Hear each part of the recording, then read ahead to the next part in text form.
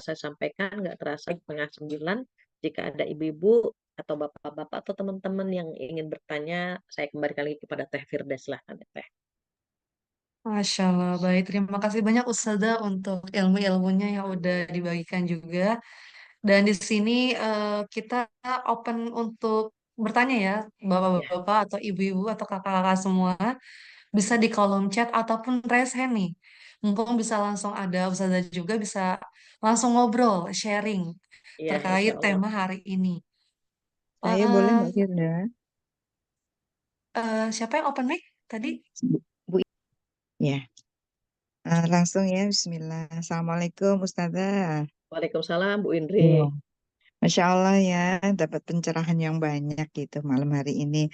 Saya sharing Alhamdulillah. yang pertama Ustazah. Jadi saya bersyukur sekali ya, Alhamdulillah gitu. Bapak Ibu mertua saya yang di Lampung dan ibu saya yang masih ada di Solo itu semuanya begitu sayang dengan anak-anaknya, Masya begitu Allah. ngerti dengan kondisi anak-anaknya gitu, Masya Allah lah pokoknya bersyukur banget, Alhamdulillah gitu ya. Alhamdulillah. Iya, Alhamdulillah. Yang ingin saya mintakan pencerahan tuh begini Ustazah. Jadi bapak mertua saya sebutnya Bapak Enggal gitu karena tinggalnya tuh di daerah Enggal gitu. Saya emang nggak suka yang nyebut bapak mertua, ibu mertua tuh kok kayaknya ada sekat gitu. Jadi sebutnya itu Bapak Enggal, Ibu Enggal gitu. Terus kalau ibu saya berarti Ibu Solo gitu. Nah, Ya. Bapak Bapak Enggal ini begini Bu, usianya kan sudah 70 lebih, J. Nah, Hmm. itu alhamdulillah loh Ustazah, kemana-mana masih bisa naik motor. Masya Udah Allah. bawa mobil, Masya Allah ya. Beberapa waktu yang lalu emang sakit sih, wajar. Apa itu, Mhm. Ustazah nggak bisa tidur lama. Kalau malam itu paling 2 jam itu Betul. bangun pipis, 2 jam bangun Hmm. pipis gitu nih. Nah, kadang-kadang tuh beliau tuh bilang begini, Ustazah. Nggak apa-apa loh Bapak itu tua, tapi itu Bu ya jangan sakit gitu Ustazah. Jadi Hmm. saya tuh kadang-kadang ya ketawa gitu Ustazah. Cuman eh, saya bilangnya gini, Bapak ini bersyukur loh Pak. Ada loh Pak yang 40 tahun, 50 tahun udah nggak bisa apa-apa gitu. Nah, Betul. kira-kira yang seperti itu secara adab itu masuk enggak ya Ustazah? Gitu. Mohon pencerahan. Terima kasih. Matur suwun. Baik. Assalamualaikum. Waalaikumsalam warahmatullahi wabarakatuh. Mbak Firda, kita tampung aja tiga ya, biar Ya, sekalian. siap. Oh, nggak langsung dijawab berarti ya Ustazah atau Ini gimana? pertanyaannya sebetulnya sopan atau enggak gitu aja ya Mbak Indri ya? Iya, maksudnya itu Nah, kayak gitu tuh kira-kira ya, menyinggung enggak ya gitu. Itu di oke. chat banyak itu Mbak Firda boleh Ya, eh, dibacakan. makanya Oke, biar siap. saya tampung dulu biar cepat. Baik, tadi sudah dari Bu Indri yang pertama. Yang kedua ini dari Ibu Rika. Assalamualaikum Ustazah, apakah salah kita sebagai anak terlalu banyak cerita tentang keluarga kita ke orang tua? Misal tentang keadaan ekonomi atau kesehatan kita dan anak-anak. Kadang kita sudah sembunyikan, namun kadang ortu ini suka memancing-mancing dengan bertanya. Akhirnya tak sadar kita terlanjur bercerita banyak sama orang tua.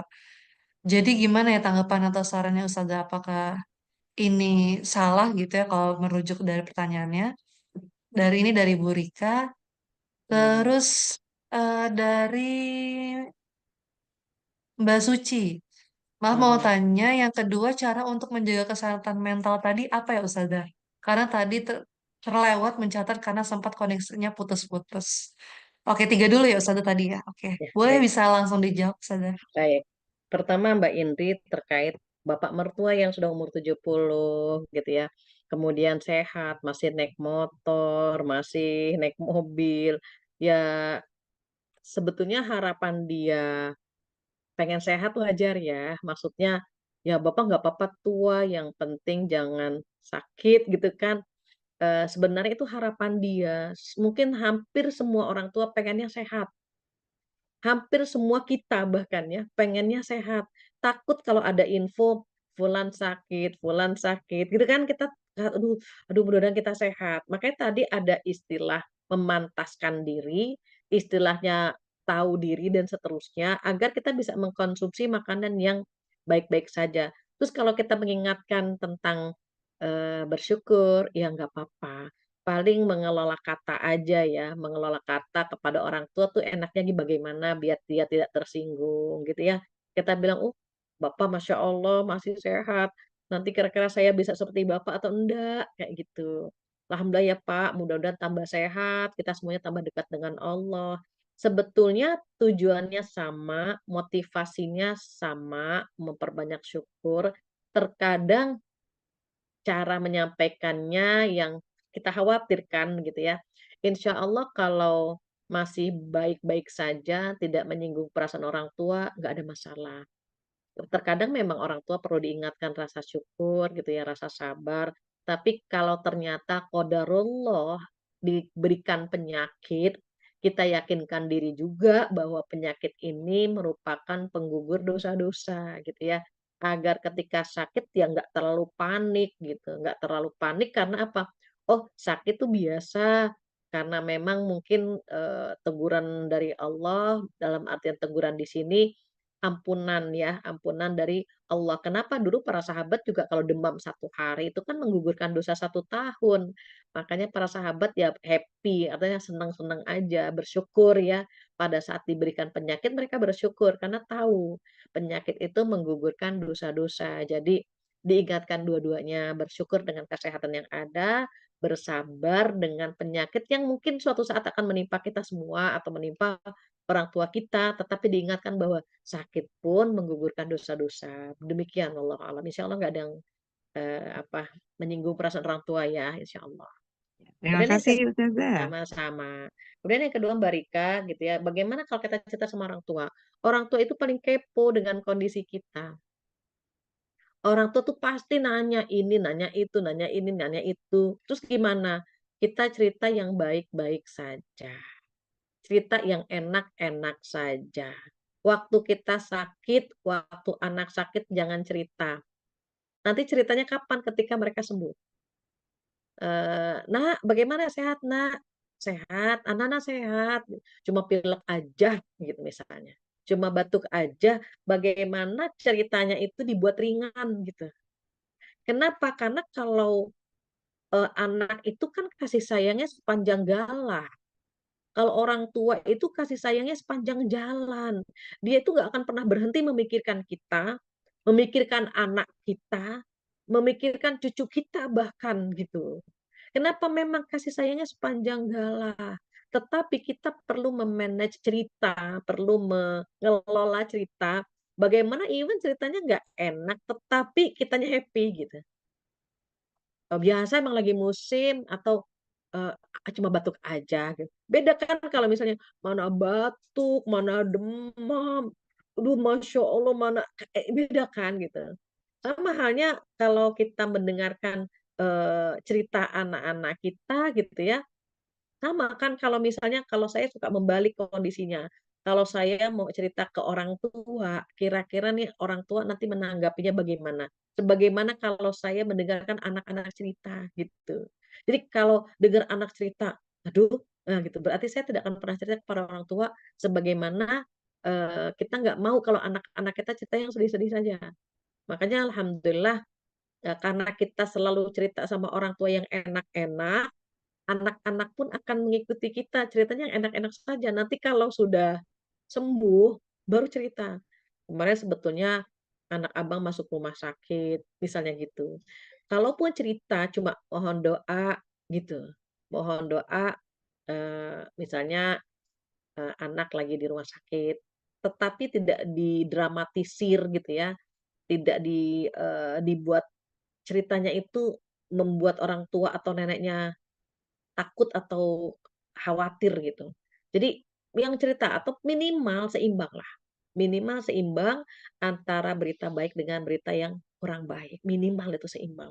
Kalau bisa cerita yang enak-enak saja itu keren gitu ya, sehingga orang tua kita tidak pernah tahu bagaimana masalah kita. Kemudian Mbak Suci tadi saya nggak sempat apa ya Mbak Suci ya pertanyaannya?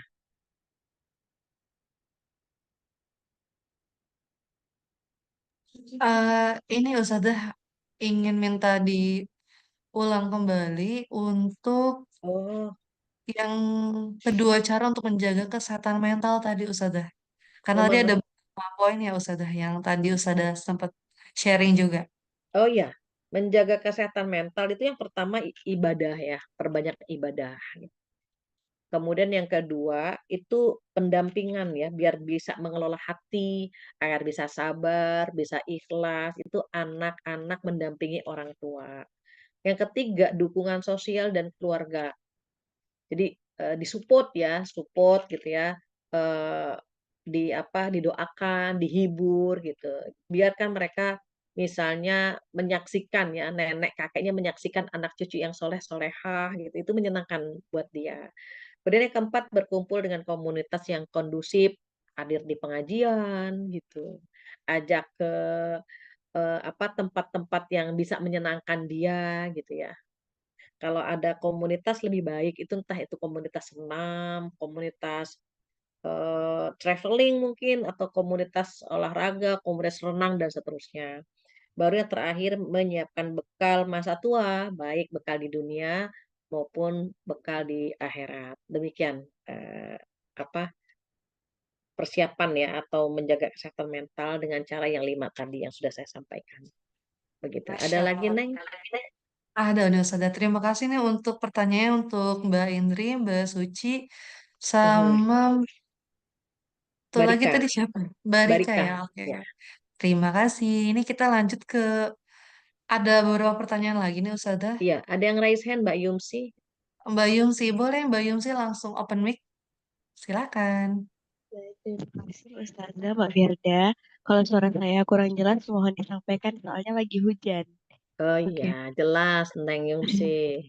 begini Ustazah, saya yang bertanya.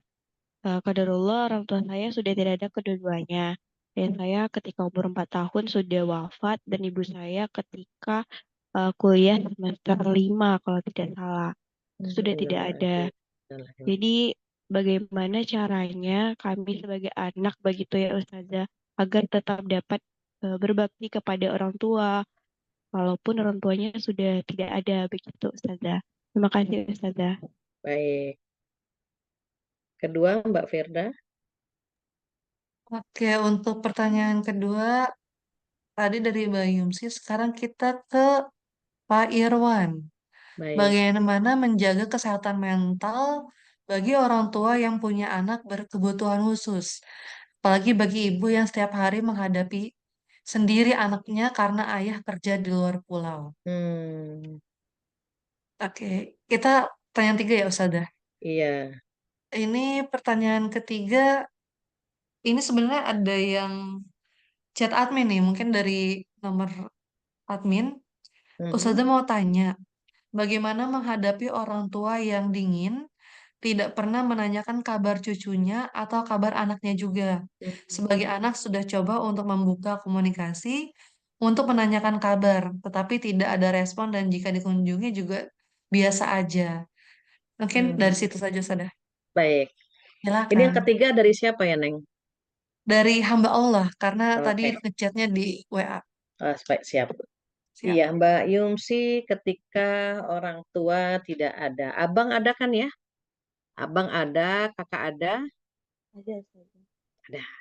Maka kalau orang tua sudah tidak ada, jadikan abang atau kakak kita itu seperti orang tua.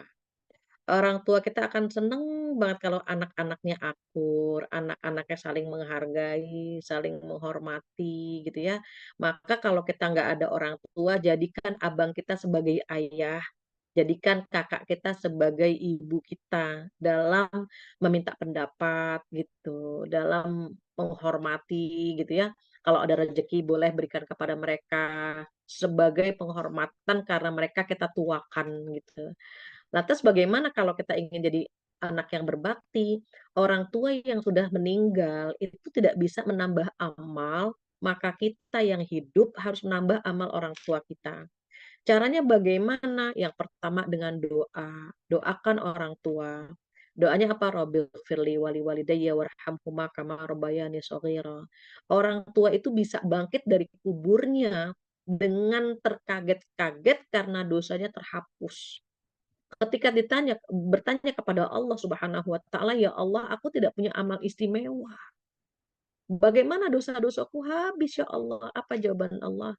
itu adalah doa anak-anakmu.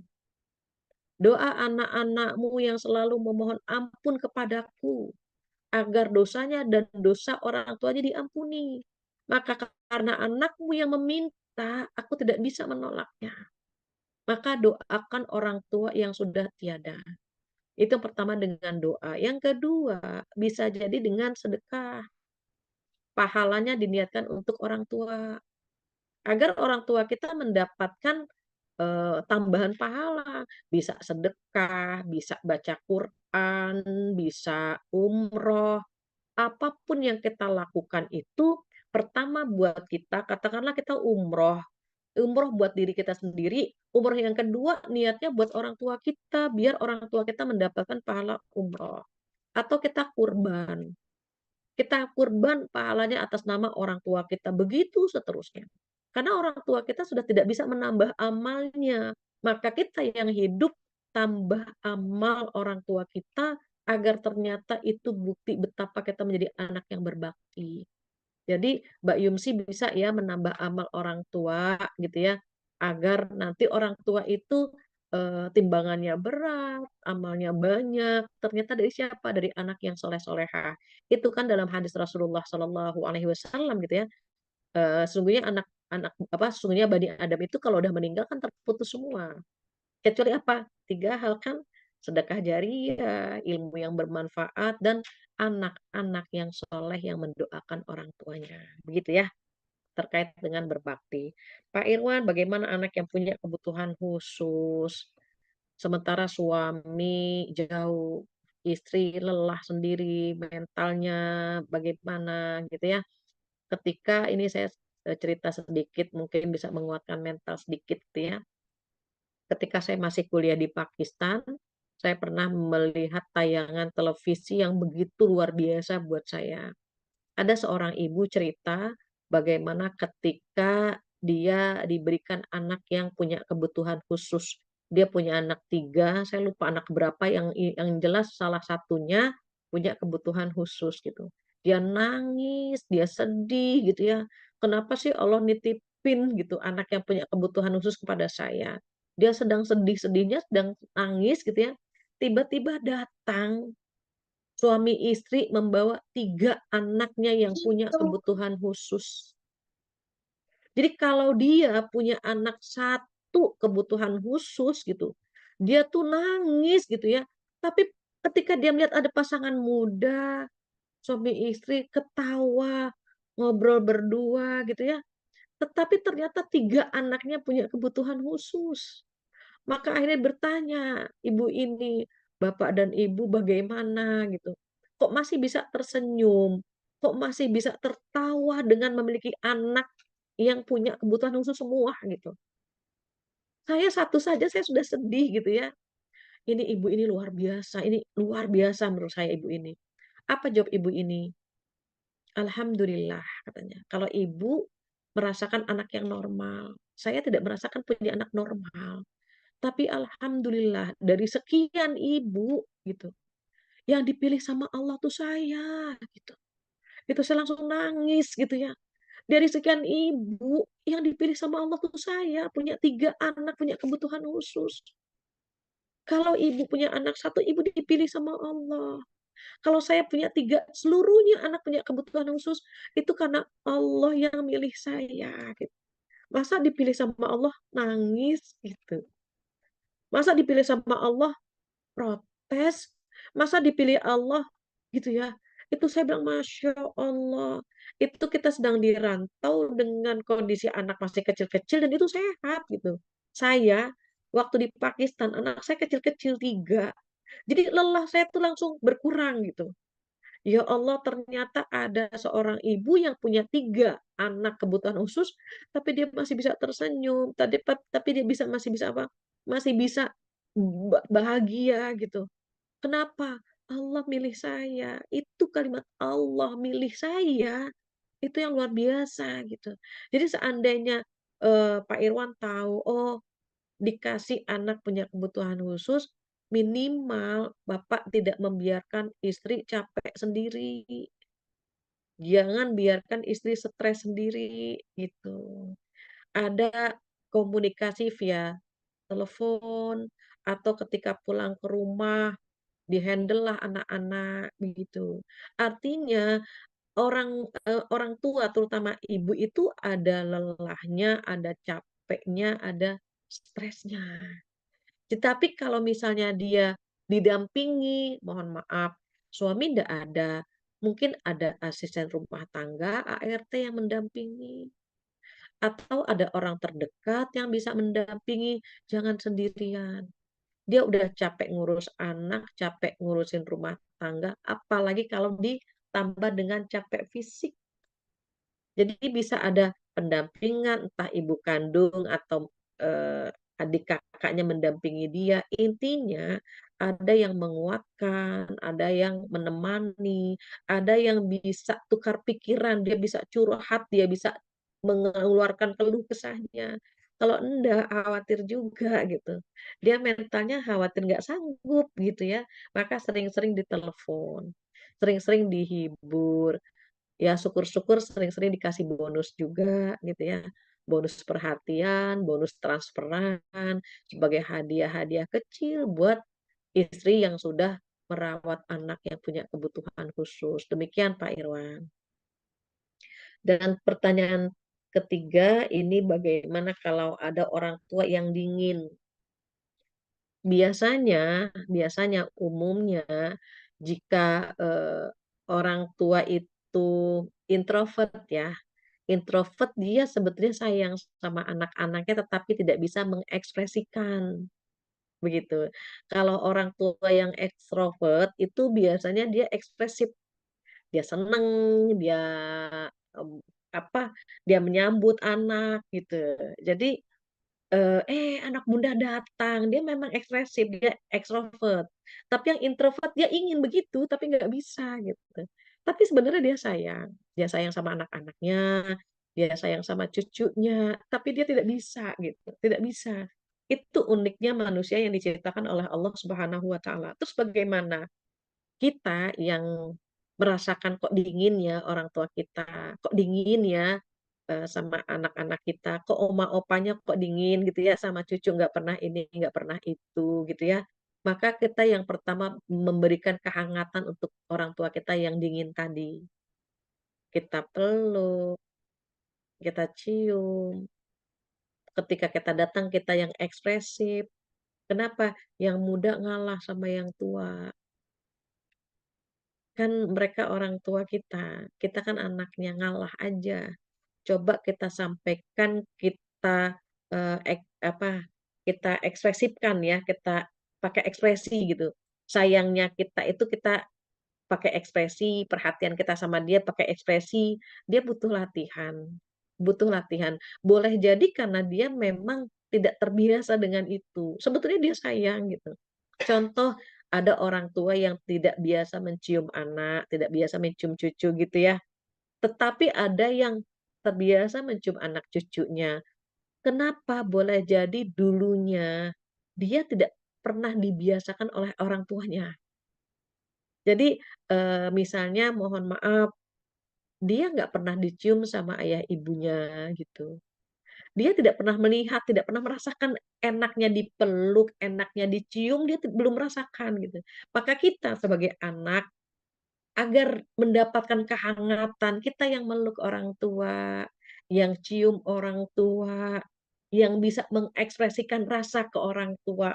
Boleh jadi nanti merasakan ternyata orang secuek apapun kalau dikasih perhatian senang, begitu. Orang sedingin apapun kalau diberikan kehangatan dia senang. Orang secuek apapun kalau dikasih penghargaan, perhatian, itu pasti senang. Jadi memulai dari diri kita yang muda ngalah dengan yang tua, kemudian kita membiasakan hangat menyambut orang tua. Karena boleh jadi dia tidak pernah mendapatkan kehangatan dulunya gitu. Sehingga dia tidak tahu bagaimana cara memberikan kehangatan ke anak cucunya. Dan itu bisa dimaklumi, maka mulai dari kita. Demikian wallahu a'lam. Oke, baik. Terima kasih banyak Ustazah untuk jawabannya dan Nah, makasih juga nih untuk pertanyaannya dari Pak Irwan, kemudian hamba Allah dan Mbak Yungsi ya tadi ya. Iya, Ini mungkin ada satu pertanyaan lagi ya Ustazah. boleh, boleh. Satu Penutup orang ya. lagi Heeh, penutup baik. dari Mbak Ani. Bagaimana sikap kita jika kita satu rumah dengan orang tua atau mertua, tetapi orang tua kita mempunyai karakter suka mengatur, mulai dari hal yang kecil sampai mengurus anak dan keuangan rumah tangga juga. Dan putra dan menantunya yang lain tidak ada yang mau menemani, tapi memprovokasi dan membuat pikiran orang tuanya agar sering salah paham dengan anaknya yang menunggu orang tua tersebut. Nah, kira-kira tanggapannya kita harus seperti apa nih Ustazah? Dan sikap kita juga. Boleh langsung Iya, dijawab Ustazah? baik. Banyak ya eh, pertanyaan-pertanyaan seputar menantu terhadap mertua atau mertua terhadap menantu. Sesungguhnya kenapa kok orang tua suami atau orang tua kita suka intervensi ya dengan kehidupan kita? Karena di mata orang tua, anaknya itu masih anak-anak yang dia khawatirkan belum bisa mengurus ini itu gitu. Apalagi masih satu atap. Jadi kalau masih satu atap itu kelihatan. Kayaknya nih anak nggak becus, bahasa mereka ini nggak becus deh ngurus ini nggak bisa ngurus ini nggak bisa gitu. Sehingga nggak sabaran orang tua untuk ikut turun tangan mengatur kondisi kita, kehidupan kita, keuangan kita. Karena di mata orang tua anaknya masih tetap anak-anak gitu. Itu yang pertama. Yang kedua gitu ya, jika memang kita tinggal bersama mereka, itu kan hidup itu kan pilihan ya. Kalau kita milihnya A ya konsekuensinya A. Kalau milihnya B konsekuensinya B gitu. Kenapa keluarga atau ipar-ipar yang lain tidak mau tinggal sama orang tua kita kan kita boleh nanya. Oh ternyata mereka misalnya nggak kuat gitu ya. Oh ternyata di antara anak-anaknya kita yang dipilih atau orang tua kita maunya tinggal sama kita gitu. Berarti ada poin yang luar biasa gitu, yang lain nggak kuat, yang lain nggak sanggup tinggal sama mertuanya. Loh, ternyata mertua senang sama kita. Berarti dia nyaman dengan kita, sayang sama kita gitu ya. Tinggal satu hal saja, suami harus pasang badan jika menghadapi mertua. Kita pasang badan kalau kita menghadapi orang tua. Jadi kita punya PR, ini masalah strategi saja. Kita punya PR, kita harus membaguskan nama baik suami di hadapan orang tua kita, dan suami punya PR membaguskan nama kita di mata orang tuanya. Mengapa kadang-kadang menantu dengan mertua kurang klop gitu ya? Karena melihat langsung atau isu atau kabar-kabar miring tentang kita sehingga mertua nggak suka sama kita. Maka itulah tugas suami. Suami itu harus bangga punya istri misalnya seperti kita, atau kita harus bangga menceritakan kepada orang tua kita tentang suami kita. Sehingga nggak ada miskomunikasi gitu. Jadi misalnya orang tua, "Nak, bagaimana suamimu, Nak?" "Alhamdulillah, Masya Allah, suami itu sayang banget sama saya." Misalnya begitu. Suami pun sama, dia akan menceritakan kepada keluarganya, "Ya Allah, Bu, Alhamdulillah istri di rumah tuh sabar. Masya Allah, dia pintar mengelola keuangan, dia begini, dia begini, dan seterusnya." Itu peran suami. Jadi harus dikomunikasikan kita dengan suami agar kita baik di mata keluarga suami dan suami baik di mata keluarga kita. Dan itu pilihan. Kalau kita hidup satu atap dengan orang tua atau dengan mertua, itu pasti ada konsekuensinya. Jadi kalau mereka ternyata senang sama kita, ya Allah Alhamdulillah. Boleh jadi ada karakter kita gitu ya, yang mungkin indah di mata mereka gitu. Mudah-mudahan jadi kalau kalau kita sabar ini jadi ladang pahala gitu ya. Tinggal komunikasikan saja dengan pasangan ini baiknya seperti apa. Apakah kita ngontrak, kita nyewa dan seterusnya sehingga ipar-ipar atau kakak adik itu nggak bisa lagi memprovokasi gitu. Karena kalau kita masih tinggal satu atap dengan orang tua atau dengan mertua, ya pasti ada konsekuensi yang harus kita siapkan, di antaranya ya mental kita, mungkin, kondisi, keluarga kita dan seterusnya, bahkan sampai keuangan pun akan diatur sama mereka itu konsekuensi ketika kita satu atap. Cari solusinya, komunikasikan dengan suami, mudah-mudahan mendapatkan solusi yang terbaik, begitu ya. Alhamdulillah ini merupakan jawaban terakhir dari pertemuan kita malam ini. Berharap sekali pertemuan hari ini bermanfaat buat saya pribadi, ibu dan bapak yang dirahmati oleh Allah Subhanahu wa taala. Kita berharap masa tua kita bahagia, di dunia kita bahagia, di surga kita bahagia. Dan sebagai penutup kita baca Al-Fatihah bersama-sama. Mudah-mudahan yang masih punya orang tua diberikan kekuatan, kesabaran merawat orang tua. Dan kita yang sudah mendekati tua selalu diberikan kesehatan dan kekuatan untuk menjalankan amanah-amanah Allah. Mudah-mudahan yang hadir hari ini jika ada yang sedang sakit Allah sembuhkan, yang punya masalah Allah selesaikan masalahnya, yang punya hajat Allah kabulkan hajatnya. Mudah-mudahan kelak kita semuanya husnul khatimah. Ala hadihin niyah wa likulli salihah. Al-Fatihah. A'udzu billahi minasyaitonir rajim. Bismillahirrahmanirrahim. Alhamdulillahi rabbil alamin. Ar-Rahmanir Rahim. Maliki yaumiddin. Iyyaka na'budu wa iyyaka nasta'in. Ihdinas siratal mustaqim. Siratal ladzina an'amta 'alaihim ghairil maghdubi 'alaihim waladdallin. Amin. Rabbighfir lana wa liwalidayna. Amin. Dan kita tutup dengan doa penutup majlis bersama-sama. Subhanakallahumma wa bihamdika asyhadu an la ilaha illa anta astaghfiruka wa atubu ilaik. Wabillahi taufiq hidayah. Wassalamualaikum warahmatullahi wabarakatuh.